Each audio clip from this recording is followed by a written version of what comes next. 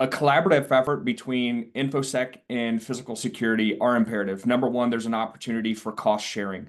Our InfoSec partners more often than not have a much bigger budget than we do. And understanding, as I spoke to earlier, that all of, well, not all, but the vast majority of the risks that we're facing on the executive side, it actually begins in the digital space. So understanding that there's a collaborative effort to put a very comprehensive security posture in place to include device hardening, home network hardening, expanding those monitoring efforts and PII deletions towards not only the executive but the spouse, the immediate family, even going as far as saying like EAs that have access to itineraries, calendars, email accounts, those sorts of things. That would really say, or that would really be me saying it needs to be a collaborative effort between both InfoSec and physical security.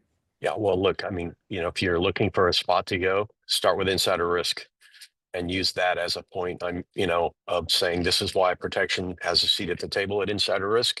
This is why cyber, here's a place that we can start to have conversations. I mean, Peter, how have you seen that evolve and where you sit now where, you're kind of, I don't want to say forcing, but trying to enable some of those conversations?